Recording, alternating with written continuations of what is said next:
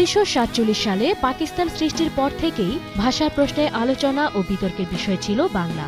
পশ্চিম পাকিস্তানিদের আধিপত্যবাদের বিরুদ্ধে তখন থেকেই ফুঁসতে থাকে বাঙালি, যা চূড়ান্ত বহিঃপ্রকাশ ঘটে 1952 সালের 21শে ফেব্রুয়ারি। বাংলাকে রাষ্ট্রভাষা করার দাবিতে সভা সমাবেশ, মিছিল, আন্দোলনের ছবি তুলেছিলেন যারা, তাদের মধ্যে অন্যতম নজরুল গবেষক রফিকুল ইসলাম। তিনি তার ভয়েগ্লেন্ডার ক্যামেরা দিয়ে সে সময়কার অনেক ছবি তুলেছিলেন, যা আজ হয়ে উঠেছে ঐতিহাসিক। ঢাকা বিশ্ববিদ্যালয়ের কলাভবন থেকে ছাত্র জনতার 144 ধারা ভঙ্গের বেশ কিছু ছবিও তুলেছিলেন তিনি। তার তোলা সেসব ছবি এখনও নাড়া দেয় বাঙালির হৃদয়।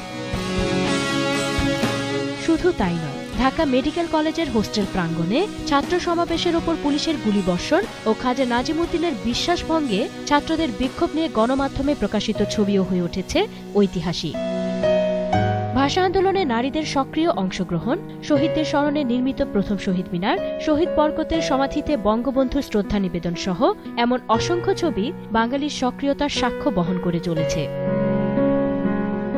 স্মৃতি মণ্ডল, 21শে টেলিভিশন, ঢাকা।